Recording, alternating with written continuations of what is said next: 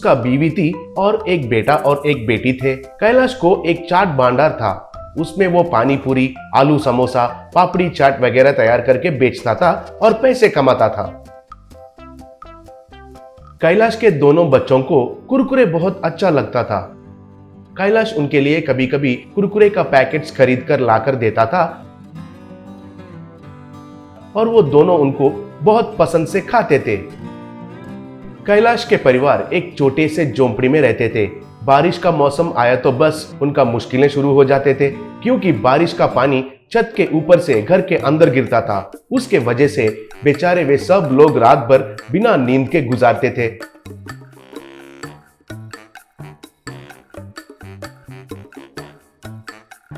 कैलाश की बीवी, क्या है जी हमें ये परेशानी, बेचारे बच्चे रात भर नहीं सोए, स्कूल को भेजने के लिए उठाया तो झगड़ा करके फिर से सो गए, देखिए कैसे सो रहे हैं बेचारे, बोली।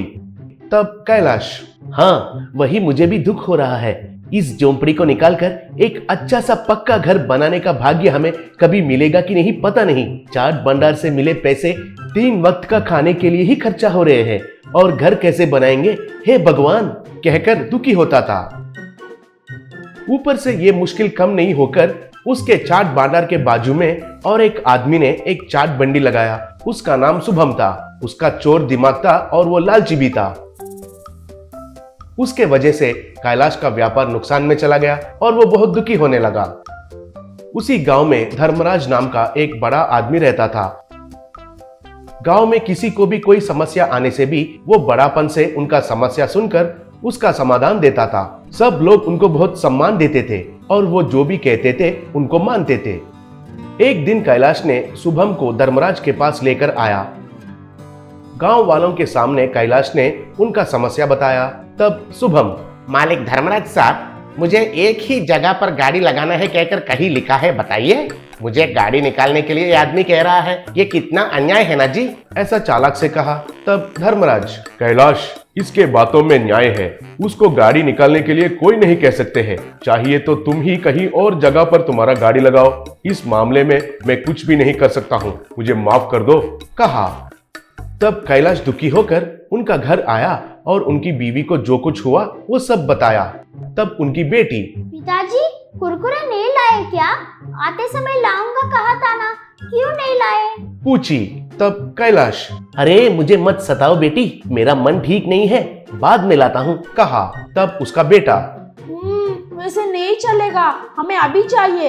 हम सुबह से आपके राह देख रहे थे, आज हमें कुरकुरे से चाट बनाकर खाने का प्लान है, कहा। तब कैलाश, कुरकुरे से चाट, क्या बात कर रहे हैं ये लोग, कहकर बीवी से पूछा।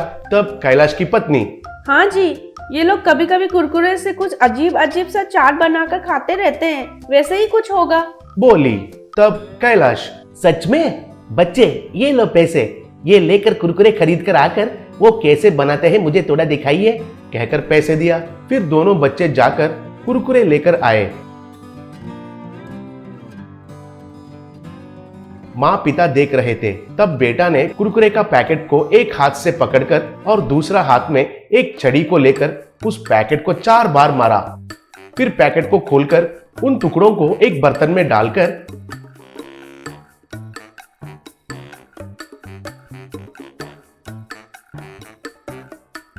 उसमें काटा हुआ प्याज, कैरेट, मिर्ची डाला और नींबू का रस डालकर चाट मसाला डालकर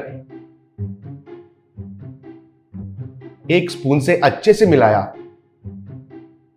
फिर उसको स्वाद करने के लिए पिताजी को दिया। वो खाकर कैलाश चौंक गया, वो बहुत स्वादिष्ट था।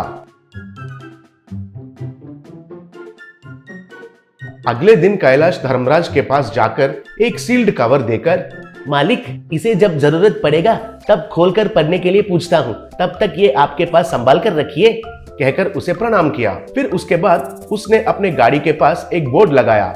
उसमें कुरकुरे मसाला चाट कहकर लिखा हुआ था।